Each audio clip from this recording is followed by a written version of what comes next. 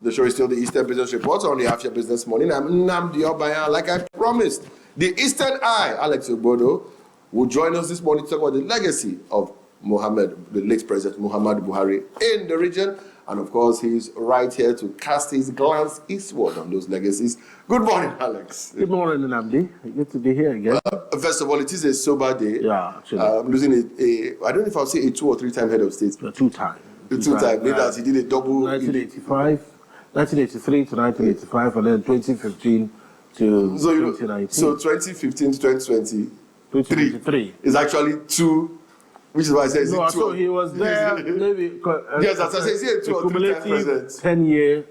So is he a 2 or 3 time, 2 or 3 term president? He's a 3-term president. No, he's a 2-term. 3-term, but 2-time.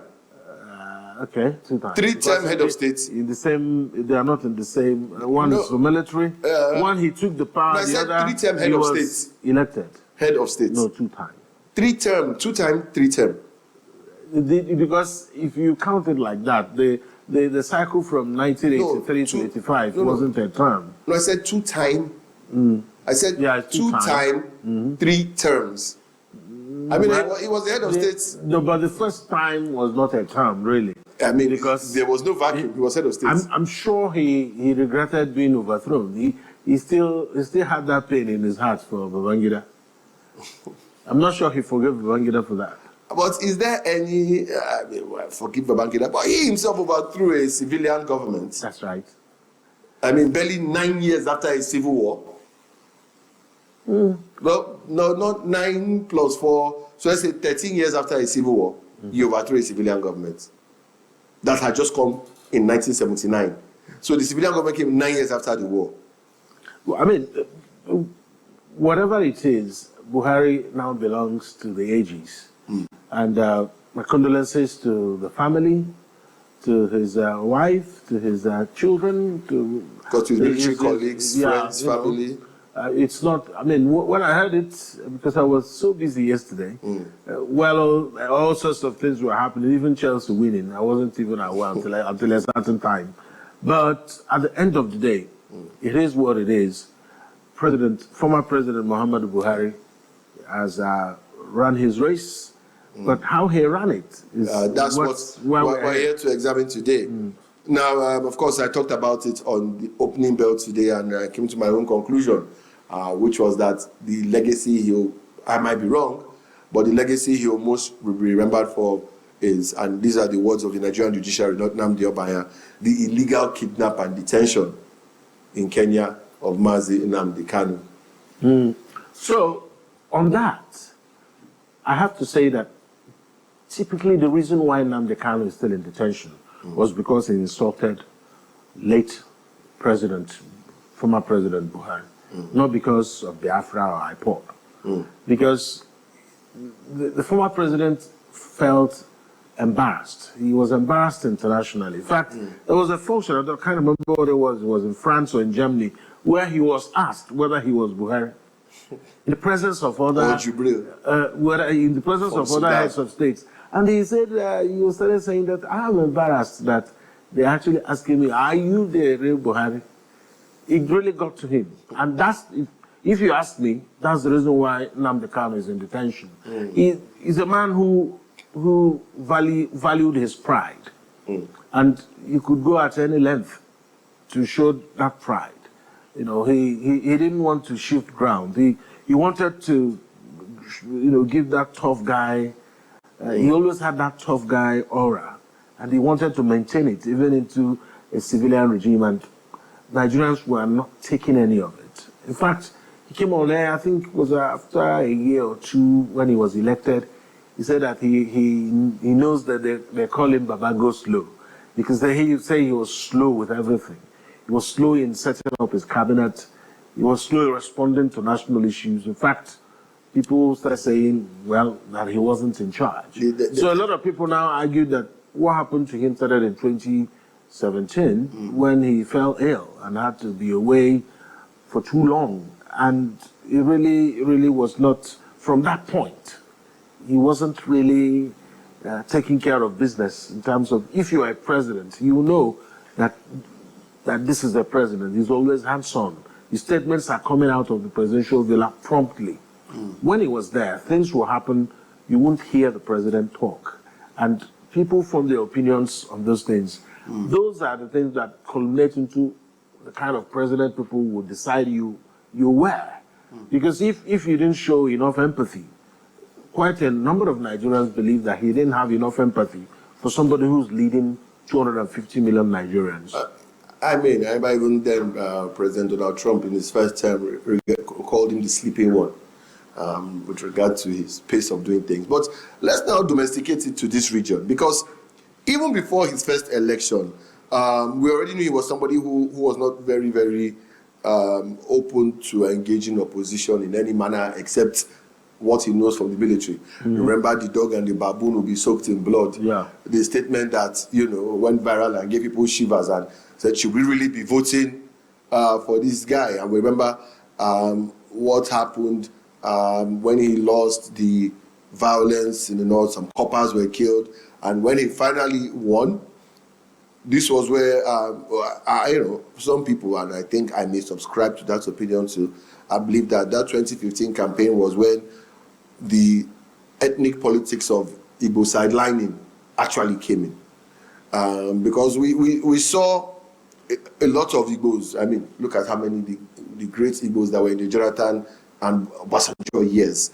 The Igbos had been, in major ministries, whether it's Dora Kinley, Obieze Kwesili, Okonjo-Iweala, Frank Wike Jr., Charles Soludo. There were just so many of them. Yeah, but you were always going to see that. No, so this is what I'm coming to.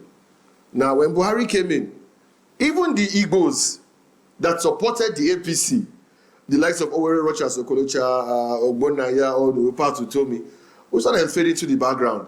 They were not even giving any.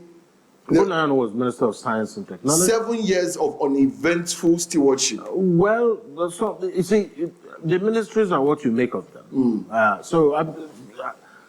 Okay. We're coming from a situation where you had a government that looked towards the southeast. Jonathan was president for maybe 5 years, 6 years. 6 years, yes. So, of course, he looked downwards a lot, looked to the south, southeast particularly. Got a lot of people. His cabinet was full of the sons and daughters of the southeast. But was that not a spillover? No. From the Obasanjo years? Because President Obasanjo too had a stacked, I dare say maybe even more stacked Igbo roster than Jonathan. Obasanjo was more nationalistic in his outlook to appointments. He believed that the people should come from the members in his cabinet, or the cabinet members should come from different parts of the country. It helps your government to be robust, because everyone, other than bringing their interests to the table, will also want to put their best foot forward, because it becomes a competition of ethnic nationalities. Who's bringing the brightest ideas? You had a coordinating minister of the economy, Ngozi Okonjo-Iweala. So that meant something, because that portfolio is very heavy. But the due process has yes, so what we saw when it got to the hands of Buhari was that you didn't now get a finance minister who matched what we saw before. There's something about, you used to have someone who worked in World Bank, and suddenly you have a minister for finance that you are trying to search her name on Google to know what she's done before, whether she can actually do this. Because at the end of the day, when you're listening to your Minister of Finance, there are things you want to hear. You're not hearing those things and you're doubting whether this person is really worth it. It's about the quality of people in the cabinet. Because a lot of times, yes, cabinets can be heavy in terms of the region they are coming from. So clearly, he sent a message that this was going to be their government. And it was their government. So that's why now they are complaining that this is their government. They say it's Lagos government. Lagos boys are in charge. So that's how it goes. I mean, another big question is, when the Southeast had a lot of people in the government, what did they do with it? Because that's the question. I think it's a simple question to answer. We know, let us, without being, nihilistic, or if you look at Ngozi Okonjo-Iweala, she was Minister of Finance for the country. The policies were there. Were they used properly? We look at Frank Wike Jr. Even this media house we are in, a lot of media houses got their licenses because of him. He opened up the media space, and if Southeasterners did not take advantage of it, that again is not the government fault. Then you have many Southeasterners who have been losing money for the years. People might want to say a lot and make a lot of solution jokes now. But we forget very quickly that Professor Charles Soludo is the one that ended the failed bank symptom we used to have in Nigeria, where every AK market day, one bank was failing. That's right. And people were losing money. Professor Soludo ended that. We don't have failed banks. Now, if you are weak, go and merge. Nobody loses their money again. People's deposits are safe. So they did things that positively impacted the region. Now, where, we know Jonathan started the second Niger bridge, which Buhari, quote unquote, finished. It's still not a finished project. If you want to be honest, that bridge is still not finished. We can call it an 85%, 70% finished project. Yeah. It's still not finished. But Buhari's utterances and his actions, I want us to match them up now. He always said, on one hand, Igbos are the champions of the Nigerian business economy. They are in charge of the economy. He always had praises for the Igbo enterprise, Igbo business. But then we had statements like, when talking about, there was no statement about Boko Haram. When talking about the Eastern insurgency or Eastern protests by IPOB, those of us who went to war will speak to them in the language they understand. Calling the Southeast a dot in a circle. So it was the dot in a circle statement that left bitter taste in a lot of Southeastern mouths. I mean, if you have your president regurgitating that at any point, so what it meant is that sometimes he goes to bed loathing a particular region of the country. So because at the end of the day, I'm not sure, I mean, even if you don't like a particular region, you're not supposed to say it. Yes. You should pretend to be the president of the country. So if people from here didn't quite like him, it was clear. In fact, right from 1983 that he took charge, a lot of people didn't quite enjoy being harassed, being terrorized, being flogged and pushed and pummeled because you had people in uniform who were in charge. So when he came back, I'm sure in a way he would have wanted to have that again, but it wasn't possible. So that's why if you notice, there were lots of things that happened during this government, like removal of the Chief Justice Onoyen, and a few other things that happened within the judiciary when their houses were invaded. So those were the things that really brought the judiciary to where they are now. Because people are asking, how did it get to this? The judiciary was bullied when he was president. So, and nothing was done about it. So now, what I have noticed in Nigeria is that once you reference a problem, somebody will easily remind you that there was a president who also did the same thing.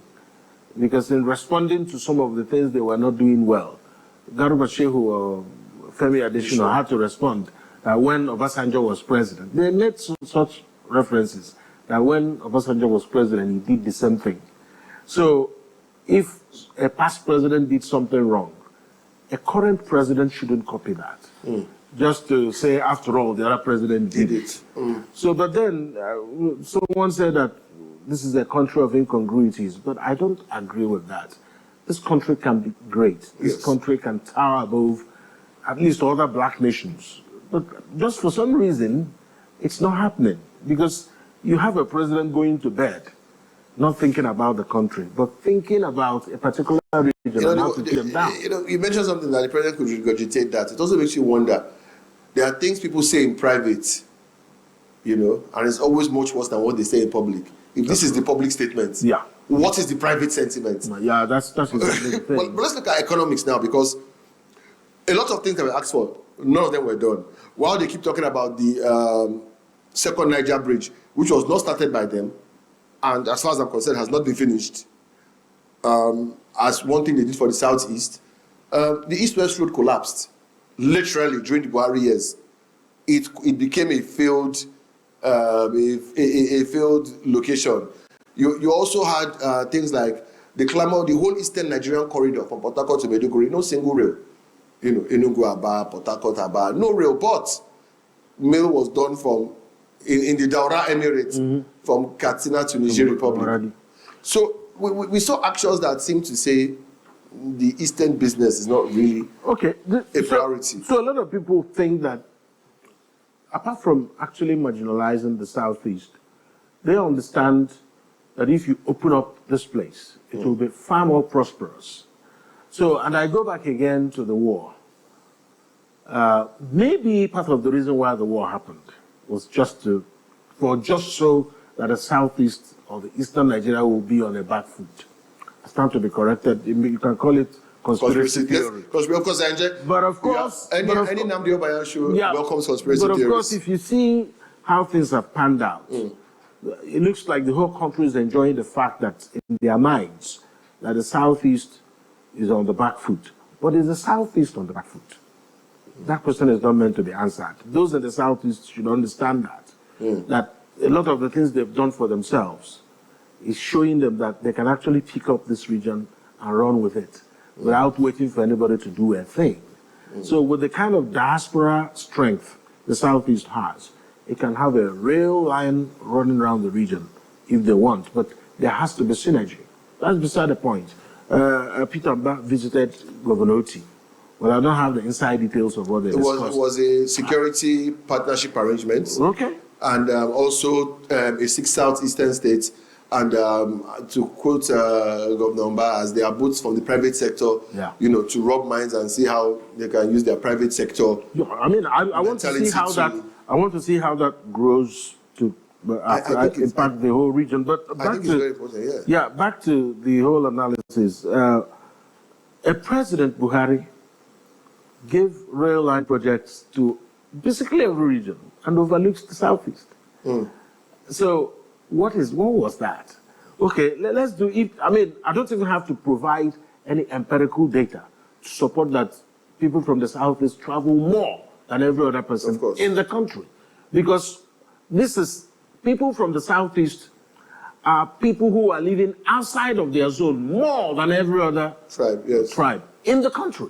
So you build a rail line, there's no rail line taking them out of their region. Or back in. And really, what perplexes me is that these projects are supposed to be earning money for the government. So imagine what a rail line from Abakaliki running through Enugu, running through Oka, running through Onitsha to Lagos will do for the Southeast. And even the country, because it's a return thing. Imagine having that. Nobody wants to do it because my thinking was that if you are going to have a second Niger bridge, why not make it a multi-purpose bridge? Yes. Because what will happen is that eventually you would need maybe 2 more bridges across the Niger. Or maybe just one again to have a rail across it. You need 2 more, and one is dedicated rail. So that is it. And one is multi-purpose. So because at the end of the day, is too much. So at the end of the day, Nigeria is a country that is on her knees begging for robust rail network that hasn't gotten it. And the government, they are there speaking English. You know, you have a minister of power that keeps telling you to put off your fridge. It's only Nigeria. I just cringe at these things. No, they are not. You just mentioned minister of power, and I can't believe I forgot. So they are not. I need to give an apology. I'm so sorry. Earlier on and even now, in naming prominent Igbos, I forgot to mention Professor Mazi Nnamdi. Yes. People still cry that he's not minister of power. So the only minister that has given us updates, and the only minister that week on week was growing power generated and distributed in the country. Yeah.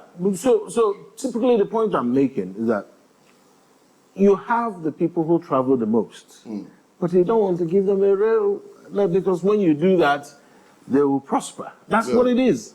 That's what it is. Call it conspiracy theory, but that's what, because if you can move from one place to the other conveniently and safely, you will prosper. Is it just the railway lines? Because we've also seen an abandonment of the ports. All the ports that No, because if you have railway lines, movement of goods and services will be easier. That's what I'm saying. Because you talked about the East-West Road failing. No, it's not an order. The reason why roads are failing in Nigeria is because we are over-laboring the roads. But my point is not even or, it's an and. Because if you have the railway line, it's meant to terminate at the ports. So you've not done the railway line. We still don't have Calabar ports, not functional, whether right or not. There's nothing in Uyo, Warri, Port Harcourt. for all the claims, Port Harcourt is as efficient as its refinery. I know things come in there, but not at the capacity of Apapa. Because there are people who don't want things to come in from there. All those places used to bring in goods. So yes. when the war started, the blockade started by capturing Port Harcourt, because if you capture Port Harcourt, seas can no longer dock there. I mean, people know this. Yeah. You don't have to study anything about. You know, as a terminator, I need to come away from this before I say to, in one word or phrase, tell me what kind of legacy. But now we are saying the legacy continue, because even Edwin Clark, at the start of the administration, had to complain that Tinubu should not follow the steps of Buhari, that the Southeast was marginalized. This is an Ijaw man, not an Igbo man. So even those outside the region are seeing it that, there is this heavy marginalization of this region. And now we are seeing this coastal road, which looks more like a way of circumventing the region again. Would it not have made more sense, instead of spending trillions of naira on a coastal road, would it have made more sense to run a rail line through the Southeast and South-South? So I will dismiss this. I will respond with a proverb. There's a saying in Igbo.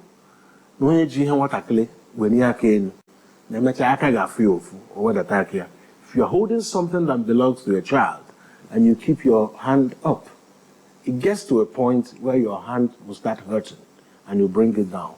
Let's see how long this continues. Something must give way. The Southeast will not continue to be under marginalization. Something will give way. It will happen. There's a song they sang in the US when slavery was abolished.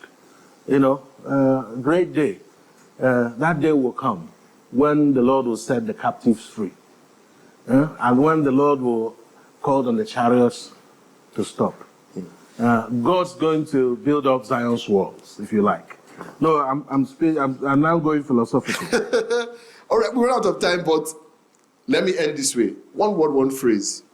What would you say is the legacy of the late President Muhammadu Buhari in this region? It's a love-hate relationship.